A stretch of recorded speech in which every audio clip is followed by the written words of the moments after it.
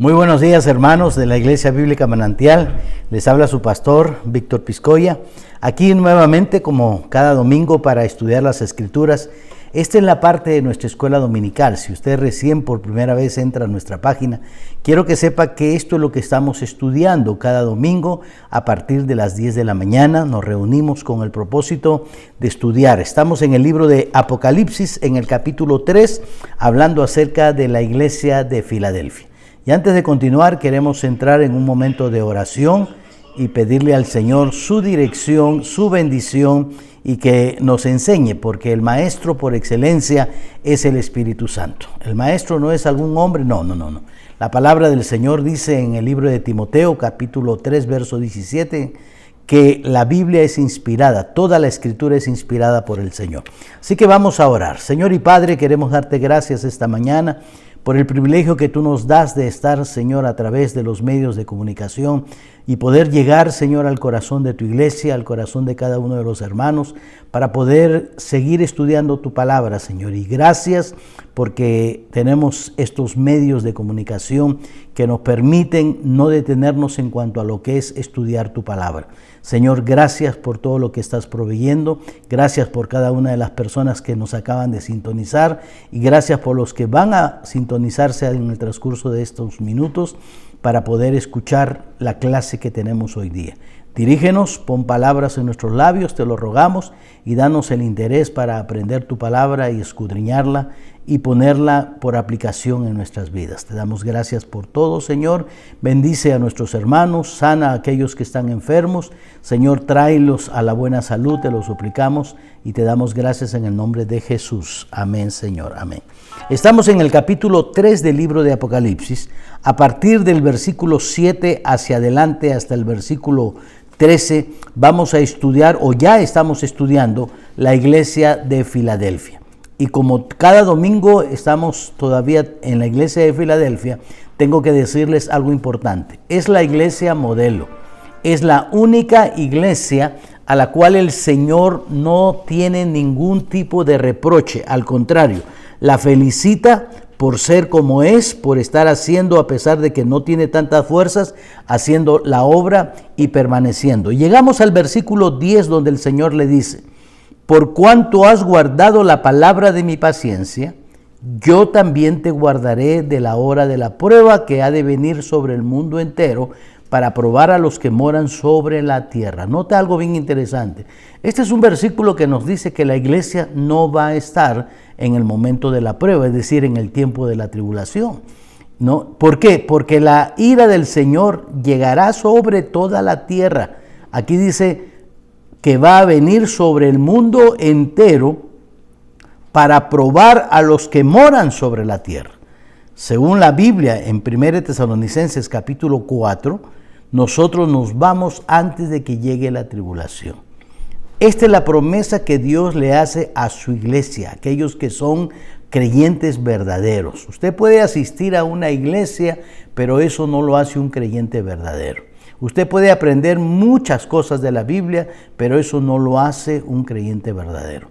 Tener a Cristo como su Señor y Salvador después de haberse arrepentido y haber puesto su fe en el Señor y en el sacrificio que Él hizo, e invocar el nombre del Señor y solicitarle que le reciba en su familia, como dice Juan capítulo 1, versículo 12, mas a todos los que le recibieron, a los que creen en su nombre, les dio potestad de ser hechos hijos de Dios. Esa es la iglesia. Personas creyentes que han puesto su fe en el Señor en diferentes partes del mundo y en diferentes épocas de la historia de la humanidad. Así que de esa iglesia estamos hablando. Esa es la iglesia que se va a ir con el Señor. Según Efesios capítulo 5, una iglesia sin mancha, una iglesia sin arruga, una iglesia sin pecado, una iglesia intacta, una iglesia santa. No los que viven religiosamente, no. Estamos hablando de las personas que vivimos conforme a lo que el Señor nos dice en su palabra, porque Dios ha efectuado un cambio en nuestro corazón. La Biblia dice: de modo que si alguno está en Cristo, nueva criatura es. Todo ser que ha experimentado esa nueva creación que Dios ha hecho en nuestro corazón es parte de la iglesia del Señor. Esa es la iglesia que va a salir lo que dice 1 Tesalonicenses capítulo 4. Entonces, aquí el Señor le está dando una promesa a la iglesia y esto nos enseña algo muy interesante. Nuestro Dios es un Dios recíproco. Nuestro Dios es un Dios que honra a los que le honran. Nuestro Dios es un Dios recíproco. El Señor devuelve lo que tú haces. El Señor es recíproco, eso es lo que significa la palabra recíproco. Y aquí en el versículo 10 dice, por cuanto has guardado la palabra de mi paciencia. En otras palabras, lo que está diciendo el Señor, porque has hecho esto y has hecho mi voluntad, y has guardado mi palabra y has defendido mi palabra aún con tu vida, la sana doctrina, y la has predicado y la has enseñado, yo también, en compensación por lo que tú has hecho, yo voy a hacer esto por ti, es lo que está diciendo el Señor a la iglesia. Te voy a guardar del momento de la ira, te voy a quitar. Repase nuevamente el verso 10. Por cuanto has guardado la palabra de mi paciencia, yo también te guardaré. Nota la palabra guardar. Porque tú has guardado, yo te guardaré. Porque tú has dado, yo te daré. Porque tú te has sacrificado, yo me sacrificaré. Dios es un Dios recíproco. Y la palabra guardar, de la misma manera como usamos la palabra guardar la palabra, defender la sana doctrina, cuidarla, alejarla de los falsos maestros, el mismo principio se usa cuando se menciona la segunda vez en este mismo versículo la palabra guardar y dice, yo, el gran yo soy, también te guardaré de la hora de la prueba. Esa palabra guardar, apartar, separar. ¿Por qué? Porque ya no vamos a estar aquí en la tierra. Entonces, nuestro Dios es un Dios recíproco. El Señor reconoce y felicita a los creyentes de Filadelfia por haber sido fieles en medio de las pruebas, en medio de las dificultades, y les hace esta promesa de Dios. La palabra paciencia, aquí en el versículo 10, por cuanto has guardado la palabra de mi paciencia, indica que ha sido perseverante, indica que ha sido resistente, indica que la iglesia ha aguantado a pie firme, es decir, que nunca claudicaron cuando están en medio del fuego de la prueba. Estaban guardando siempre la sana doctrina, la palabra del Señor, peleando contra los falsos maestros. Ya hemos estudiado sobre los judaizantes, ¿no? Ellos llegaron y quisieron regresar que la iglesia. Mire cómo enseñaban, tan interesante. ¿Usted sabe cuál fue el problema que existió en el libro de Gálatas entre Pablo y Pedro? Pedro, cuando venía Pablo, se comportaba como un creyente nuevo testamentario. Pero cuando estaba entre los hombres de la circuncisión, se comportaba como un judaizante. Eso es hipocresía. Y entonces Pablo escribe el libro de Gálatas precisamente para hacerle entender a la iglesia, a las iglesias de Galacia, de que eso estaba mal delante de Dios. En la iglesia de Filadelfia ocurrió lo mismo. Los judaizantes entraron, aquellos que son judíos se llaman judíos, pero que no lo son, dice la palabra del Señor. Porque no es judío aquel que es nacido como judío por cuestión de nacionalidad, sino aquel que es nacido en Cristo Jesús. Ese es el verdadero judío para los ojos de Dios.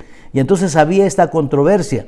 Y la iglesia dice que ellos guardaron la palabra de mi paciencia, guardaron con tesón, la guardaron con perseverancia, resistiendo las falsas doctrinas. Y el Señor les hace una promesa, así como tú has guardado pacientemente mi palabra, yo te guardaré, yo te cuidaré, yo te protegeré, lo que quiere decir el Señor cuando habla de guardar, porque Él es un Dios recíproco.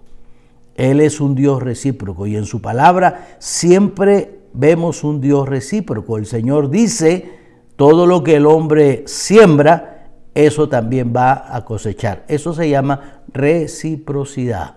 Dios es un Dios recíproco. Dios nos da lo que nosotros sembramos. La Biblia dice que Dios honra a los que le honran. También Dios desprecia a los que le desprecian, por supuesto, ¿verdad? Y Él permanece fiel con los que le son fieles. Si usted es fiel al Señor, Él va a ser fiel con usted. Muchas veces nos falta fidelidad en nuestro tiempo, en darle nuestros dones al Señor, en nuestros diezmos, en nuestras ofrendas. Dejamos de ser fieles, olvidando que si somos fieles, Él permanece fiel. Sí, yo sé que son circunstancias y momentos difíciles, pero precisamente la iglesia, cuando el Señor está diciendo, por cuanto has guardado la palabra de mi paciencia, fue un tiempo que ellos vivieron de dificultad, de pruebas, de momentos difíciles. Y a pesar de eso se mantuvieron firmes. Eso es lo que Dios quiere con la iglesia actualmente. Por eso están ocurriendo todas estas circunstancias, porque como le decía a los hermanos que nos acompañan esta mañana, como que Dios ha agarrado el árbol de la iglesia y la está zamaqueando, la está sacudiendo, y muchos se van a soltar, muchos se van a caer, los que están débiles en la fe, aquellos que no tienen a Cristo realmente y están viviendo una vida de religiosidad, aquellos que están más confiando en la posición que tienen económicamente y no pensando en ser fieles al Señor. Olvidando que la Biblia nos enseña muy claramente que Dios honra a los que le honran, que Dios permanece fiel con los que le son fieles. Él siempre va a proveer. Mire lo que dice 1 Samuel, capítulo 2, versículo 30. Busquen su Biblia, 1 Samuel, capítulo 2, versículo 30. Dice así: por tanto Jehová, el Dios de Israel, dice: yo había dicho que tu casa y la casa de tu padre andarían delante de mí perpetuamente. Mas ahora, ha dicho Jehová, nunca yo tal haga, porque yo honraré a los que me honran, y a los que me desprecian serán tenidos en poco. Mire lo que está diciendo el Señor, ¿no? Él le prometió al rey Saúl que iba a permanecer, pero porque él no fue fiel, el Señor dejó de ser fiel también con él. Entonces tenemos que tener mucho cuidado y recordar lo que dice la palabra. Si somos fiel, Él permanece fiel. Romanos capítulo 2, verso 10. Pero gloria y honra y paz a todo el que hace lo bueno, al judío primeramente y también al griego. Si hacemos lo bueno delante del Señor, ¿qué vamos a tener? Vamos a tener honra, vamos a tener paz, vamos a vivir una vida en paz delante del Señor. Segunda de Timoteo, capítulo 2, versículo 13. El apóstol Pablo le habla a su hijo en la fe y le dice: si fuéramos infieles, Él permanece fiel. Él no puede negarse a sí mismo. Nuestro Dios es un Dios fiel por excelencia. Uno de los atributos del Señor es precisamente su fidelidad. Pero recordemos que Dios es un Dios recíproco. También Dios se avergonzará, dice la Biblia, de los que se avergüenzan de Él. Mire qué interesante. En el libro de Lucas capítulo 9, verso 26 leemos: porque el que se avergonzare de mí y de mis palabras, de éste se avergonzará el Hijo del Hombre cuando venga en su gloria y en la del Padre y de los santos ángeles. Si tú te avergüenzas del Señor, Él se va a avergonzar de ti. ¿Por qué? Porque Él es un Dios recíproco. Dios siempre da el pago adecuado, ni más ni menos. Mire Mateo capítulo 7, verso 2. Porque con el juicio con que juzgáis, seréis juzgados, y con la medida con que medís, os serás medido. Nuestro Dios es un Dios recíproco. Siempre el Señor nos devuelve lo que nosotros sembramos. Si somos fieles, Él es fiel. Si le honramos, Él nos honra. Si guardamos su palabra, Él nos guarda a nosotros. Si damos, Él nos da. Más bienaventurado es dar, dice la palabra, que recibir. Si tú amas, es porque Él te amó primero, dice las Escrituras. Él es un Dios recíproco. Si tú perdonas, es porque Él te perdonó primero a ti, ¿no? Siempre vemos en estos aspectos una reciprocidad de parte de Dios. Si tú das, es porque Él te da a ti, ¿no? Cuando hablamos de diezmos y ofrendas, ¿por qué damos diezmos y ofrendas? Porque Él nos ha bendecido, porque Él nos dio ya la vida eterna. Si tú trabajas, Él te recompensa. Si tú lo buscas, Él te busca y te encuentra definitivamente. Si tú guardas su palabra, Él te guardará del juicio que viene sobre la tierra. Esa es la promesa de Dios a la iglesia. La hora del juicio se acerca. pero Dios ha prometido guardarnos. Es interesante todo lo que está pasando en este tiempo, ¿no? Cuando todo esto empezó, mucha gente, como decimos, corría de un lado a otro sin saber qué hacer. Otros, como las olas del mar, como dice Santiago, arriba, otro día abajo, y no sabían dónde establecerse. ¿Qué es lo que está pasando? Comenzaron a salir una serie de falsos maestros arengando a la iglesia de que no se preocupen porque en el tiempo de la tribulación Dios va a estar con nosotros, porque algunos creen que la iglesia va a pasar por la tribulación. La Biblia no enseña tal cosa. La Biblia, desde el libro del Antiguo Testamento, a través de cuadros y de figuras, nos enseña categórica y claramente que la iglesia, el justo, sale antes de que el juicio llegue sobre la tierra. Esto está muy claro, y luego en el Nuevo Testamento entendemos lo mismo. No hay un solo versículo en el Nuevo Testamento que arengue y que prepare a la iglesia para pasar por el tiempo de la tribulación. No existe ningún solo versículo, sobre todo las epístolas de Pablo a la iglesia. No hay un solo versículo donde Pablo diga, tienes que hacer esto y aquello durante el tiempo de la tribulación. No, lo que sí hay es que la Biblia nos enseña que el justo se va antes que venga el juicio. Note algo bien interesante. Si usted nota la historia de la Biblia, se va a percatar de que durante los 7 años de la tribulación está dividido en 2 porciones, una de 3 años y medio y la otra de 3 años y medio. 2 porciones. Algunos le llaman a la primera porción de los 3 años y medio la tribulación, y a la parte de los 3 últimos años y medio la gran tribulación. Así se le conoce. 2 acontecimientos prácticamente en uno aquí en la tierra. Mientras que eso ocurra, allá en el cielo vamos a tener también 2 acontecimientos con los santos, nosotros los santos, los que nos fuimos con el Señor. La primera parte será el juicio del el tribunal de Cristo. Ahí vamos a enfrentarnos, no para perder la salvación, no para hacer, no. Es por cuestión de nuestras obras que realizamos después de nuestra conversión. Y allá vamos a llegar y el Señor va a darnos coronas a algunos, a otros no les va a tocar nada, a duras penas llegaron al cielo, pero durante ese periodo del tribunal, ¿cómo se llama? El tribunal de Cristo, perdón, yo me confundo con el trono blanco que es el juicio final, pero el tribunal de Cristo es para el creyente. ¿Okay? Ya nuestros pecados fueron juzgados en la cruz del Calvario, cuidado. En el tribunal de Cristo lo que se va a juzgar son nuestras obras, producto de la fe que tuvimos en Cristo Jesús. Después que fuimos salvos, ¿qué hicimos? ¿No? Si servimos al Señor, Él nos va, como Dios es un Dios recíproco, nos va a dar coronas. Y en la segunda parte tendremos las famosas bodas del Cordero, ¿no? Donde estará la iglesia como la novia y Cristo como el esposo, y los santos de la tribulación llegarán como los invitados a esa boda, porque en toda boda hay una novia, hay un novio y hay los invitados. ¿Sabe quiénes son los invitados?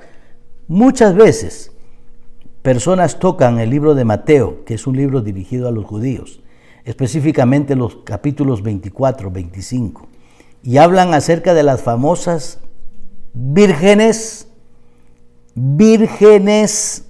insensatas y las 5 vírgenes sensatas, y dice, esa es la iglesia. No. Cuando la Biblia habla sobre la iglesia, usa la palabra virgen. Cuando usted mire la palabra virgen, está hablando de la iglesia. Pero cuando dicen las vírgenes, está hablando de los santos de la nación de Israel, los cuales llegarán, precisamente serán raptados a mitad de tribulación. Y mucha gente ve este rapto y cree que es la iglesia. No, son los santos de la tribulación, a mitad de la tribulación, que serán levantados para entrar a las famosas bodas de Cordero como los invitados. ¿Y quiénes van a ingresar? Los que permanecieron con el Espíritu Santo. ¿Y quiénes van a ser rechazados? Los que no se apercibieron. O sea, ahí está la enseñanza. Pero muchas veces se toma este pasaje para colocarlo dentro de la iglesia. Falso. Eso no tiene nada que ver con la iglesia, porque la iglesia no va a pasar por la tribulación. Entonces, si coordinamos bien la palabra del Señor y la colocamos exactamente como Pablo le dijo a Timoteo, procura con diligencia presentarte a Dios aprobado como obrero que traza, que usa correctamente la palabra. Y cuando la trazamos correctamente, todos los acontecimientos van a encajar en una perfección tremenda. Y podemos mirar todo esto que les estoy hablando en el Nuevo Testamento, se lo puedo enseñar desde el Antiguo Testamento. Dios siempre tiene un reflejo entre el Antiguo y Nuevo Testamento, porque nuestro Dios es recíproco, no te olvides. ¿Okay? A la hora de la prueba, a la hora del juicio, que ya se acerca, Dios ha prometido guardarnos. La hora viene, créamelo.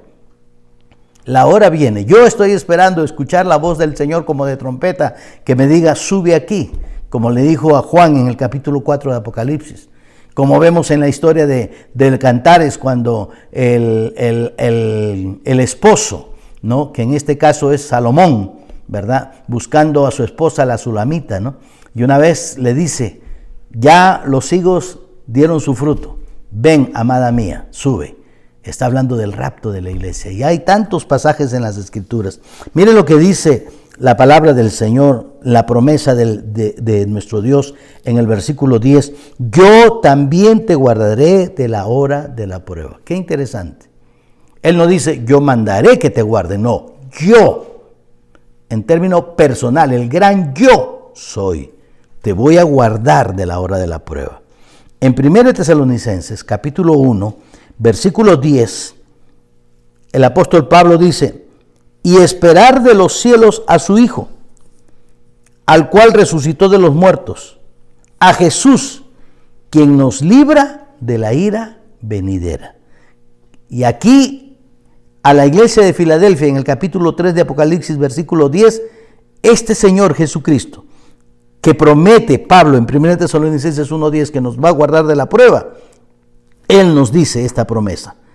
¿Qué estamos haciendo? Comparando la Biblia con la Biblia. Repito, 1 Tesalonicenses capítulo 1, versículo 10, Pablo dice, y esperar de los cielos a su Hijo. ¿Para qué lo esperamos? Para que nos lleve. Al cual resucitó de los muertos, a Jesús, quien nos libra de la ira venidera. Y aquí en Apocalipsis 3:10 dice, yo te guardaré de la hora de la prueba que ha de venir sobre el mundo entero. Es decir, sobre la ira, te guardará de la ira venidera. Ese es nuestro Dios. Mire, 1 Tesalonicenses capítulo 5, versículo 9. Porque no nos ha puesto Dios para ira. Qué interesante. ¿Por qué? Cuando Dios habla de la ira de Dios, habla del tiempo de la tribulación. Recuerda, está hablando a creyentes. Sí, nosotros como pecadores merecemos la ira de Dios, pero ahora que somos creyentes, esa ira de Dios cayó sobre Cristo en la cruz del Calvario, para que nosotros no tengamos que pasar por la ira de Dios que vendrá sobre el mundo. Y entonces Pablo en 1 Tesalonicenses 5:9 dice, porque no nos ha puesto Dios para ira. ¿Cuál ira? La ira de la tribulación, sino para alcanzar salvación por medio de nuestro Señor Jesucristo. Él ha prometido venir por cada uno de nosotros, es decir, por su iglesia. Recuerde, lo que Dios promete, lo cumple. Y si Él le da esta promesa a la iglesia, confíe que Él va a cumplir su palabra.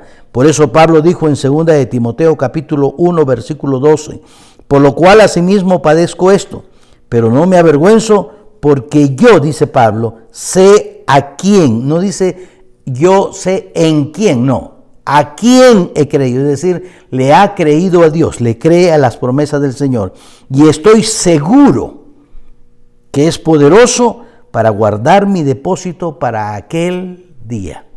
Amado hermano, por lo menos los hermanos de Manantial les hemos enseñado que cuando la frase aquel día aparece, tiene que ver con la venida de Cristo. Cuando la frase aquellos días aparece, tiene que ver con la tribulación. Nosotros vamos a estar en aquel día cuando el Señor venga. Pero la condición para el cumplimiento de esta promesa es que seamos obedientes a la palabra de Dios. Guardemos la palabra.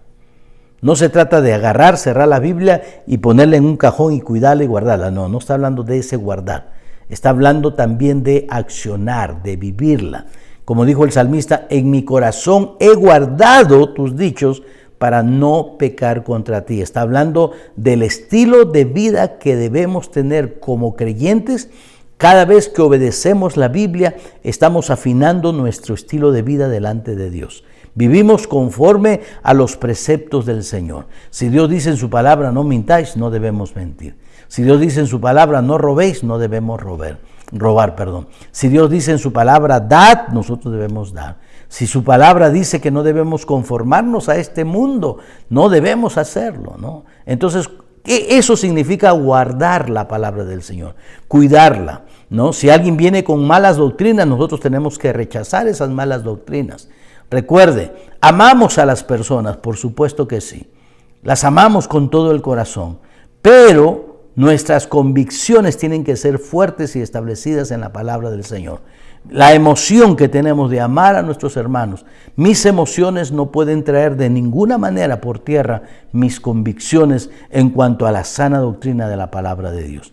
La Biblia no acepta interpretaciones privadas. La Biblia se interpreta a sí misma y la Biblia carece de errores. No hay contradicciones en la Biblia. Lo que sí encontramos muchas veces son aparentes contradicciones. Y entonces, pero la Biblia carece de contradicciones. A veces no podemos entender algún pasaje y creemos que se contradice. No, lo que debemos creer es que no lo entendemos sencillamente, pero no hay contradicción en la palabra del Señor porque es la palabra de Dios. Nuestro Dios es un Dios perfecto, su palabra es perfecta. Entonces, recuerde lo que estamos aprendiendo. Dios promete y lo cumple. No hay otra manera de mirar las Escrituras. Nuestro Dios es un Dios de promesas, nuestro Dios es un Dios de oportunidades, nuestro Dios es un Dios recíproco. Esta es la garantía más específica dada por nuestro Señor mismo de que los creyentes no pasarán por el periodo de la tribulación de 7 años que Él está a punto de revelar. Ya viene la tribulación, ¿ok? Si usted no tiene a Cristo en su corazón, prepárese. Si usted tiene a Cristo, prepárese para irse con el Señor, ¿ok? Debemos estar preparados, ¿no? Porque la tribulación ya la estamos viendo y la vamos a mirar cuando entremos al capítulo 6 hasta el capítulo 18 del libro de Apocalipsis. Recuerda, mire qué interesante, a veces la colocación de los capítulos nos enseñan verdades fundamentales. Hay verdades escondidas dentro de la palabra del Señor, muy interesantes. Si usted revisa el libro de Apocalipsis, capítulo 1, capítulo 2, capítulo 3, habla de la iglesia, de Cristo y su iglesia. En el capítulo 4 hay un acontecimiento, dice en el versículo 1, después de esto miré, y he aquí una puerta abierta en el cielo. Y la primera voz que oí, ¿cuál primera voz? La que vemos en el capítulo 1, cuando él se voltea para ver la voz que hablaba con él. Esa voz, ¿quién es? Cristo. La primera voz que oí, y añade, como de trompeta. Como de trompeta. ¿Sabe si usted compara este pasaje con 1 Tesalonicenses capítulo 4? Dice, porque se tocará la trompeta de Dios y los muertos en Cristo. Y usted sabe el resto. Pero nos enfocamos, la primera voz que oí, como de trompeta. Cuidado. No es una trompeta, es como una trompeta. Para entender que las trompetas en el Antiguo Testamento se usaban para la congregación. Cuando querían juntar a todo el pueblo, había un sonido de bocina, un sonido de trompeta. Cuando se quería hacer algo en alguna congregación, otro sonido. Había diferentes sonidos de trompeta que le indicaban al pueblo para qué los estaban congregando. Algunos los congregaban para los servicios en el tabernáculo. Venía una trompeta que congregaba para entrar a la cosecha. Había otra trompeta que los convocaba para la guerra, y así diferentes sonidos de trompeta. Por eso Juan dice, yo escuché una trompeta, una voz, la primera voz, y define que esa voz que oyó por primera vez es el Señor Jesucristo, quien le está diciendo, hablando conmigo, dijo, sube acá, y lo llevó. A partir del capítulo 4, ya no se menciona a la iglesia, menos durante los periodos de tribulación que son descritos desde el capítulo 6 de Apocalipsis hasta el capítulo 18. Le doy este dato para que usted mire. Algunos no creen que la Biblia es un libro de cuadros. Algunos creen que sencillamente se trata de leerla, pero no, hay figuras encerradas en medio de estas verdades que si tú no las miras, entonces no puedes entender muy bien la palabra del Señor. ¿Ok? La Biblia es un libro de cuadros. Algunos dicen que el pastor Piscoya se le ha zafado un tornillito y está medio loco, pero si usted lo usa, estos cuadros, con la sencillez que aprende un niño, porque no pretendo ser un maestro, no pretendo ser un catedrático, no pretendo ser un doctor en teología, no. Sencillamente miro con esa sencillez precisamente de las Escrituras, como un niño. El Señor Jesucristo dice, si no te hicieres como un niño, y queremos ser niños, para que el Señor nos enseñe, ¿verdad? Y entonces dice en el versículo 2, y al instante yo estaba en el Espíritu. Mire qué interesante. Esa frase, al instante, es la misma frase que habla Pablo en Corintios, 1 Corintios 15, 51, y en un abrir y cerrar de ojos. Es la misma expresión que se usa para escribir aquí en Apocalipsis 4, 2, y al instante. O sea, en un abrir y cerrar de ojos. Wow. O sea, hay tanta belleza en la palabra del Señor. Debemos perseverar, ¿no? La garantía que nos da el Señor de cuidarnos y de guardarnos es si somos obedientes a su palabra.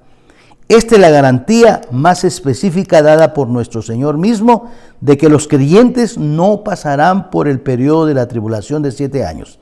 Él está a punto de revelar. Debemos estudiar, por ejemplo, Apocalipsis 3:10 a la luz de Romanos 5:9 y 1 Tesalonicenses 1:10 a la luz de 1 Tesalonicenses 5:9. Vamos a buscar en la Biblia, ¿no? Yo sé que el tiempo nos gana, pero hagámoslo con paciencia.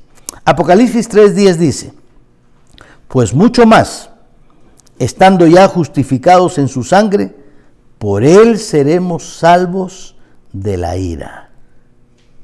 Si estamos justificados en la sangre de Jesucristo, ya somos salvos de la ira. Claro, piénselo conmigo. Cuando Cristo murió en la cruz del Calvario, el Señor Dios desató toda su ira sobre el cuerpo de su Hijo, ¿verdad? Por eso miramos en los evangelios que cuando Cristo estaba muriendo, dice que desde el mediodía hasta las 3 de la tarde hubo tinieblas en el mundo entero. Tinieblas, porque en ese momento Cristo se estaba haciendo pecado por nosotros, porque estaba cargando todos nuestros pecados, y la ira de Dios cayó sobre el cuerpo de Cristo al punto que se separó de su Hijo por causa de que Él estaba llevando los pecados de la humanidad, y Cristo levantó su mirada al cielo y exclamó, Padre, ¿por qué me has abandonado? ¿Y sabe por qué se alejó Dios, Padre? Porque Él se convirtió en pecado por ti y por mí, y toda su ira de Dios cayó en ese instante, en ese momento. Todos aquellos que aceptamos a Cristo como nuestro Señor y Salvador, nos ponemos debajo de esa cobertura. Ya la ira de Dios cayó sobre Cristo. Cristo es como un gran paraguas que impide que nosotros, los que venimos cobijándonos bajo Él y su sacrificio, ya no tengamos que sufrir la ira, porque ya la sufrió Él en la cruz del Calvario. El incrédulo, ¿cuándo va a sufrir esa ira de Dios? En la tribulación. Por eso la palabra del Señor aquí dice en Apocalipsis 3:10, pues mucho más estando ya justificados en su sangre, por Él, por Cristo, seremos salvos de la ira. La iglesia no va a pasar por la tribulación, porque la ira para aquellos que pusimos nuestra fe ya cayó sobre Cristo. Por eso Él vino a morir en la cruz del Calvario. ¿Para qué? Para que nosotros no tengamos que atravesar ni sufrir la ira de Dios. Mire Romanos 5:9, y esperar de los cielos a su Hijo, nos anima el apóstol Pablo, al cual resucitó de los muertos, a Jesús, quien nos libra de la ira venidera. ¿Quién nos libra de la ira venidera? Es decir, de la tribulación que viene pronto. 1 Tesalonicenses capítulo 1, verso 10. Pablo dice, porque no nos ha puesto Dios para ira, sino para alcanzar salvación por medio de nuestro Señor Jesucristo. ¿Dónde alcanzamos nosotros la salvación? En Cristo Jesús, nuestro Señor. Luego de garantizar que los creyentes serán guardados de la hora de la prueba en el mundo entero, el siguiente capítulo comienza con un cuadro del arrebatamiento que estábamos leyendo en capítulo 4, donde Juan es llevado al cielo justo antes del comienzo de la tribulación.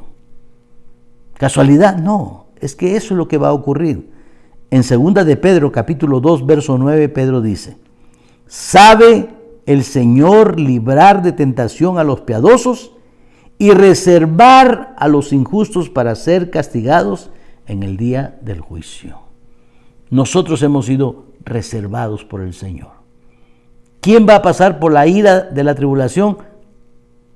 Los injustos, los incrédulos, los que no quieren arrepentirse. Pero ¿sabes? La puerta de la oportunidad está abierta. Cuando miramos el libro de Apocalipsis, nuevamente, capítulo 3, versículo 7, dice: escribe el ángel de la iglesia de Filadelfia, esto dice el santo, el verdadero, el que tiene la llave de David, el que abre y ninguno cierra, y cierra y ninguno abre. Yo conozco tus obras. He aquí he puesto delante de ti una puerta abierta, y nadie la puede cerrar, porque aunque tienes poca fuerza, has guardado mi palabra y no has negado mi nombre. Cuando vimos la iglesia de Filadelfia en sus inicios, miramos lo que vemos aquí en el versículo 8, donde el Señor le dice: he aquí, he puesto. Cuando dice esta frase, he puesto, lo que está diciendo: yo he puesto delante de ti. Esa puerta de la oportunidad es la salvación. Y nadie la puede cerrar. ¿Por qué? Porque está abierta en el poder de Dios y no hay nadie en el mundo entero, ni en el universo, que tenga más poder de Dios. Esa puerta no se puede cerrar hasta que Él la cierre, porque en el versículo anterior vimos que Él tiene las llaves. Él abre y nadie puede cerrar. Él cierra y nadie puede abrir. Hoy esa puerta de la salvación está abierta, está a disposición de cada ser humano. Si usted no tiene a Cristo en su corazón, este es el momento de arrepentirse, pedirle perdón y aceptarlo como su Señor y Salvador. Y la Biblia dice: mas a todos los que le recibieron, a los que creen en su nombre, les da potestad, autoridad, derecho de ser hechos hijos de Dios. Por ahí hay enseñanzas que dicen: todos somos hijos de Dios. Eso es mentira del diablo. Todos somos creación de Dios, sí. Pero solo es hijo de Dios aquel que cree y acepta a Cristo como su Señor y Salvador y experimenta una transformación, un cambio. La Biblia dice en 1 de Corintios 5:17, de modo que si alguno está en Cristo, nueva criatura es. Hay un cambio. No es que, ya, yo acepté a Cristo, ya yo lo confesé como mi Señor y Salvador, ya soy salvo. No, tiene que haber un cambio, una transformación, lo que llamamos una metamorfosis, ¿no? Entonces, un cambio. Y no es un cambio de modales, no es un cambio superficial, no. No es un cambio externo, no. Es un cambio que nace en el mismo corazón, en el interior del ser humano, un cambio que se nota de adentro hacia afuera. No es un cambio de forma, sino de fondo. Y cuando uno cambia en esa magnitud, es porque el Espíritu Santo previamente ha sellado nuestro corazón y nos cambia y comenzamos a vivir conforme a la voluntad de Dios, guiados, controlados por el Espíritu Santo. Lo demás es pura fantochería, lo demás es pura fachada, lo demás es pura religiosidad, lo demás es puro fariseísmo, pura hipocresía, ¿no? La Biblia habla de la verdadera salvación y la evidencia es un cambio de vida completo, total, nada a medias. Mire el libro de Colosenses, capítulo 3. Pablo pone ahí un cuadro, el cuadro de vestirse. Vestidos pues como escogidos de Dios, santos, de entrañable misericordia, de benignidad, de bondad. Está hablando de una persona diferente. ¿Usted cree que viene a la iglesia y sigue siendo el mismo hipócrita de siempre y usted puede decir que es salvo? No. Usted viene a la iglesia y viene tratando de cambiar la sana doctrina del Señor. ¿Usted me puede decir que usted tiene a Cristo en su corazón? No. Porque si usted tiene a Cristo en su corazón, el Espíritu que está en usted es el maestro por excelencia. Él es el que le va a enseñar, le va a recordar, lo va a guiar. Y no se trata de la capacidad intelectual que tengamos, no. Se trata de tener o no tener el Espíritu Santo. Y el Espíritu Santo es el que inspiró esta palabra. ¿Y quién mejor para enseñarnos? Pablo en 1 Corintios dice, acomodando lo espiritual a lo espiritual. Esta palabra tiene parte espiritual y la única manera de entender esa parte espiritual de la Biblia es si tú tienes al Espíritu en el corazón. Entonces hay una armonía entre la palabra que fue dirigida e inspirada por el Espíritu Santo y el Espíritu que está en tu corazón, porque Él la creó, Él la hizo, Él la dictó, Él la inspiró. ¿Y quién mejor que Él, por así decirlo, el inventor de la palabra para enseñarnos la palabra? No es cuestión de intelectualismo, no, cuidado. No se trata de la capacidad que uno tenga intelectual ni los estudios que tengas profundos de tu capacidad intelectual, de ninguna manera. De esto, cuando hablamos de la Biblia, hablamos de la parte espiritual. Y mucha gente puede entender muchas cosas de la Biblia, pero la parte espiritual del Señor, la sana doctrina, solo aquel que tiene el Espíritu del Señor. ¿Por qué? La misma Biblia lo dice. No es jactancia, porque muchos piensan de que uno es jactancioso, ¿no? Algunos lo tildan de que es orgulloso, pedante, altivo. No es jactancia. Es sencillamente la verdad de la palabra del Señor. La Biblia dice en 1 Corintios capítulo 1, el hombre natural no percibe las cosas que son del Espíritu. Es lo que dice la Biblia. Es lo que dice la Biblia, tan sencillamente como eso. ¿No? Muchas veces miramos verdades que otros no pueden ver. Me tildan, usted es jactancioso. No, sencillamente les digo, el hombre natural no percibe las cosas que son del Espíritu. Le parecen locura, ¿no? Y está bien, ¿no? Pero recuerde, el juicio de Dios viene pronto. Luego de garantizar que los creyentes serán guardados de la hora de la prueba, según Apocalipsis 3:10. El siguiente capítulo, repito, comienza con un cuadro del arrebatamiento. Yo creo con todo mi corazón que la Biblia enseña en el capítulo 4 de Apocalipsis que esto es un cuadro del rapto de la iglesia. Y Juan representa a la iglesia. Hay mucha evidencia. Cuando lleguemos al capítulo 4 vamos a desglosar palabra por palabra de este capítulo, de este primer versículo tremendamente interesante. Y no lo vamos a hacer bajo el criterio y el conocimiento intelectual de una persona. Lo vamos a hacer comparando la Biblia con la Biblia. Lo vamos a hacer bajo la dirección del Espíritu Santo. Y vamos a mirar un maravilloso cuadro de lo que es el rapto de la iglesia. El juicio de Dios, la tribulación, conocida como también la hora de la prueba, también es una promesa de Dios que va a cumplir. Él dice que va a haber ira sobre la tierra y crea, así como Dios cumple sus promesas a sus hijos, cumple las promesas que le hace al mundo también. Esa hora de la prueba que ha de venir sobre el mundo entero. ¿Para qué? Según el versículo 10, para probar a los que moran sobre la tierra. Qué bueno que en esa época usted y yo, que somos la iglesia verdadera de Cristo, no vamos a estar sobre la tierra. Ya nos fuimos. Precisamente es lo que quiere decir Apocalipsis capítulo 4. Juan sale y después que él sale, Dios le muestra todo lo que va a ocurrir durante la tribulación al mundo, a los que están en la tierra. Es una prueba para los judíos y para el mundo entero. No es para el creyente. Recuerde, la tribulación tiene un propósito: juzgar al mundo entero, pero también el propósito que Dios tiene con la nación de Israel. No quiere decir que muchos judíos en el tiempo del rapto no se vayan a ir. Hay muchos judíos que han entendido el mensaje de salvación a través del evangelio de las buenas nuevas del Señor y tienen a Cristo en su corazón. Ellos vienen a ser parte ahora de la iglesia. Pero el judío que se jacta por su nacionalidad de creer que porque nació judío ya tiene todo solucionado, es la mentira más grande que el diablo les ha vendido. El judío también, como cualquier mortal sobre la tierra, tiene que aceptar a Cristo como su Señor y Salvador personal. Si no, sencillamente como judío se va a quedar durante la tribulación. ¿Y sabe cuándo va a reconocer al Señor Jesucristo como su Mesías, como su Salvador? A la mitad de la tribulación. Mire el libro de Génesis. ¿Usted recuerda cuántos años de hambruna hubieron en Egipto? Los mismos años que va a haber de tribulación en el futuro. 7 años.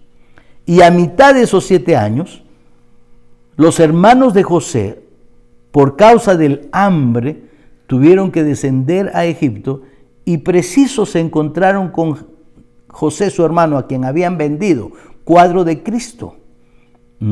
Lo vendieron, igual a Cristo, sus hermanos lo vendieron. Mas a los suyos vino, dice Juan 1:11, y los suyos no le recibieron, lo crucificaron.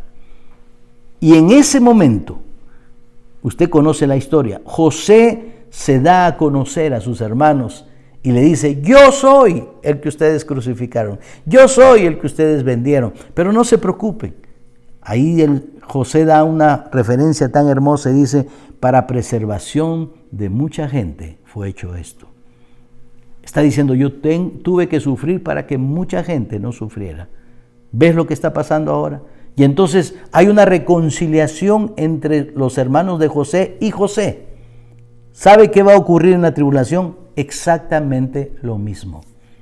Porque quiero decirle que en la Biblia las historias no son lineales, son circulares, se repiten. La Biblia dice: lo que fue ayer será hoy, y lo que es hoy será mañana. Bajo diferentes circunstancias, pero la historia se repite. Cristo tenía una forma de enseñar muy hermosa. Es la forma que yo uso, yo no la inventé, la inventó Cristo. Cuando venían frente a él y le preguntaban, le hacían una pregunta sobre un acontecimiento en el futuro, ¿sabe dónde iba él? Al pasado. Y desde el pasado tomaba como referencia y se proyectaba hacia el futuro para dar respuesta en el presente. Mire, así es nuestro maestro. Entonces, ¿qué hago yo? Igualito, le copio al Señor. Cuando hay alguna pregunta en el futuro, me voy al pasado. Y en el pasado, cuando alguien quiere saber sobre la tribulación, que yo no voy a estar, pero por la Biblia sé lo que va a ocurrir, entonces voy al pasado. Y en el pasado veo que durante 7 años, que es un cuadro de la tribulación, lo creo con todo mi corazón, veo una reconciliación entre los hermanos de José y José. ¿Qué va a pasar allá en el futuro? También habrá una reconciliación entre la nación de Israel y Jesús, y lo van a reconocer en ese momento como su Mesías. Interesante. Para eso es la gran tribulación. Una prueba para el judío y para el mundo entero, no para el creyente. Mateo 24:21 dice: porque habrá entonces gran tribulación, cual no la ha habido desde el principio del mundo hasta ahora, ni la habrá. Una vez que esa tribulación termine, nunca más habrá otro tiempo igual. 1 Tesalonicenses capítulo 5, verso 3. Que cuando digan, mire qué interesante que Pablo se excluye, no se incluye. No dice que cuando digamos, no. Dice que cuando digan, ¿quién? Ellos. Paz y seguridad, claro, porque el anticristo vendrá proclamando en ese momento de caos económico, político, social, religioso, un caos completo en el mundo. Él va a poner paz, una aparente paz. Como dice Daniel, capítulo 18, Jeremías, perdón, y solventaron a la hija de mi pueblo diciendo paz, paz, y no hay paz, una mentira. Aparecerá el mentiroso proclamando una paz ficticia, una paz engañosa, ¿verdad? ¿Para quién? ¿Quién se va a dejar engañar? El mundo entero. Por eso Pablo dice que cuando digan, no dice que cuando nosotros digamos, no, porque nosotros no vamos a estar. Que cuando digan paz y seguridad, entonces vendrá sobre ellos, no sobre nosotros. Destrucción repentina. Estoy en 1 Tesalonicenses capítulo 5. Si usted revisa la última parte del capítulo 4 de este libro, va a encontrar que Pablo se incluye cuando habla del rapto de la iglesia. Pero cuando llega al capítulo 5, él no se incluye. Él dice que cuando digan paz y seguridad, vendrá sobre ellos. No dice vendrá sobre nosotros. Como los dolores a la mujer encinta y no escaparán. No dice no escaparemos. Nosotros ya escapamos en el capítulo 4, en el rapto. Eso es lo que enseña la Biblia. La Biblia en ningún lado enseña que la iglesia va a pasar por la tribulación. Si usted está enseñando que la iglesia pasa por la tribulación, que llega a la mitad de tribulación y se va, se está equivocando. Son los judíos, los santos de la tribulación. Si usted está mirando al final de la tribulación gente que se va al cielo y usted dice es la iglesia, cuidado, se está equivocando. ¿Y cómo sé yo? Hay 3 veces que gente va al cielo, claro. Mire usted el Antiguo Testamento, la cosecha, que es un cuadro, por eso tenemos que mirar los cuadros, las figuritas que muchos no quieren entender.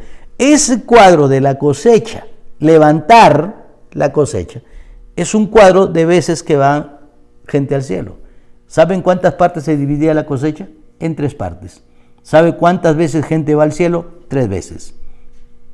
La Biblia es un libro de armonía, es un libro de Dios, pero muchas veces por nuestro intelecto, nuestro egoísmo, no queremos entender la sencillez de la palabra de Dios. 3 veces va gente al cielo. ¿Usted sabe cuántas veces en el Nuevo Testamento se escucha decir sube acá? 3 veces. 3 veces. ¿Sabe cuántas veces se escucha una voz del cielo que cuando el cielo se abre y dice este es mi hijo amado? 3 veces. 3 veces. ¿Por qué? 3 veces el Señor va a decir sube. Sube. Primero a la iglesia, después a los judíos, los santos de la tribulación y a los judíos al final de la tribulación. 3 veces. La primera definitivamente es para la iglesia, porque Dios le dio una promesa a la iglesia y le dijo, yo te guardaré, así como tú has guardado mi palabra, yo te guardaré en el día de la prueba que ha de venir sobre el mundo entero. Esa es la promesa del Señor. Para probar a los que moran en la tierra. Tú y yo ya no estaremos ahí. ¿Sabe por qué? Porque el Señor cumple sus promesas.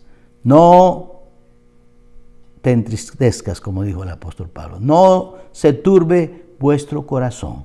Creer en Dios, creed también en mí. En la casa de mi Padre hay muchas moradas, dijo Cristo. Si así no fuera, yo lo hubiera dicho. Voy pues a preparar lugar para vosotros. Y vendré y los tomaré a mí mismo para que donde yo estoy, vosotros también estéis. Promesa del Señor a su iglesia, a su iglesia. Aquí podemos mirar que las promesas del juicio de Dios no es para la iglesia. La iglesia se va antes del rapto, porque Dios dijo, te guardaré a la hora de la prueba. Mire, 1 Tesalonicenses capítulo 4, verso 17. Aquí en el capítulo 4, Pablo está hablando del rapto de la iglesia. Luego, y nota cómo se incluye, luego nosotros, los que vivimos, es decir, que si Cristo viene, se lleva primero a los muertos, resucitan primero. Ya Pablo está en la parte donde habla de los que estamos vivos. Supongamos que en este momento Cristo viene. Escuchamos la voz que dice, sube acá. Y estamos vivos como lo vemos ahora.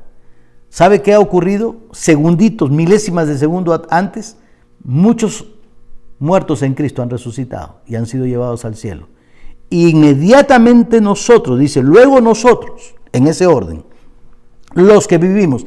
Pero yo creo que será fracción de segundos porque la Biblia dice como un abrir y cerrar de ojos. Una pestañada, ya ocurrió. ¿Por qué? Porque Dios es Dios. Y luego nosotros, claro, nosotros lo hacemos con la pausa del tiempo y del espacio, porque estamos sujetos al tiempo y al espacio y nuestra mente funciona de esa manera. Pero aquí vemos algo milagroso, algo portentoso. Luego nosotros los que vivimos, los que hayamos quedado, seremos arrebatados juntamente con ellos, con los que ya se abrieron las tumbas y salieron, en las nubes para recibir al Señor en el aire, y así estaremos siempre con el Señor. Promesa de Dios. Pero también como cristianos seremos probados por el Señor durante nuestro trabajo y ministerio aquí en la tierra.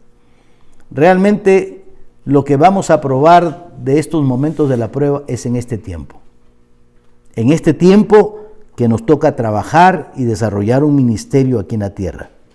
Pero el Señor nos ha prometido, y vamos a mirar el próximo domingo 4 promesas que Él nos ha dado. ¿Ok?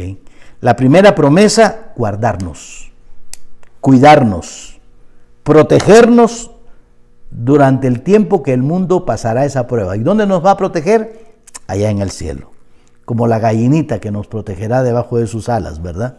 Nos protegerá durante las dificultades, porque todo ese tiempo las acechanzas del diablo estarán en el transcurso de nuestra vida.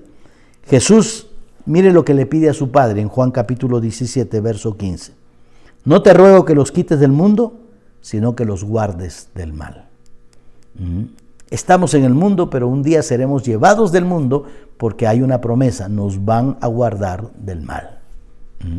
Muchas veces pensamos que aquí cuando dice guardes del mal, está hablando que nos guarde del pecado. Sí, también, pero en el contexto está hablando de ese tiempo de la ira, que nos guardes del mal que va a venir sobre la tierra. Lo segundo que el Señor ha prometido, la vía de solución para poder resistir.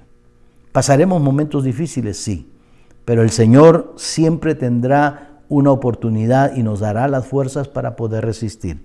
En 1 Corintios 10:13 dice, no os ha sobrevenido ninguna tentación que no sea humana, pero fiel es Dios, que no os dejará ser tentados más de lo que podéis resistir, sino que dará también juntamente con la tentación la salida para poder soportar.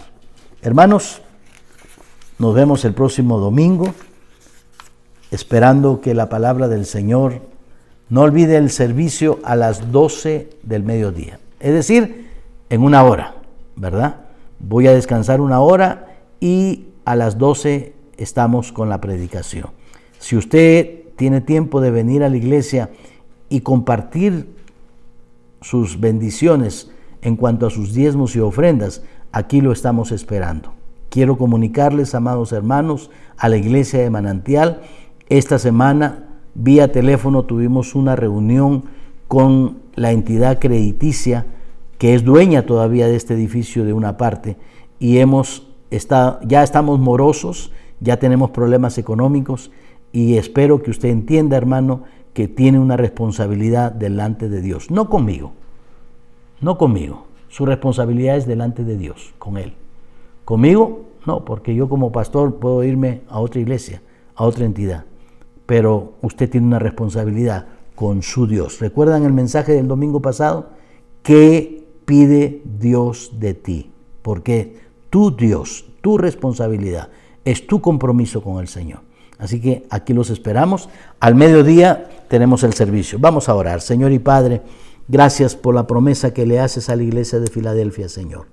Porque es una promesa muy clara para la iglesia modelo que tú quieres que seamos, Padre. Todas las demás iglesias tuvieron cosas muy bonitas, muy positivas, pero tuvieron cosas también sobre las cuales tú levantaste muchos reproches, Padre. Pero vemos en la iglesia de Filadelfia que esa es la iglesia modelo que tú quieres que seamos. Enséñanos, ayúdanos, Señor, a practicar la vida que ellos practicaron, confiando y guardando tu palabra, Señor. Bendice la iglesia de Manantial, te lo suplico, y te doy gracias por todos y cada uno de sus miembros. Donde quiera que ellos se encuentren, Padre, que tú los bendigas rica y abundantemente. Te lo rogamos en el nombre de Jesús. Amén, Señor. Amén.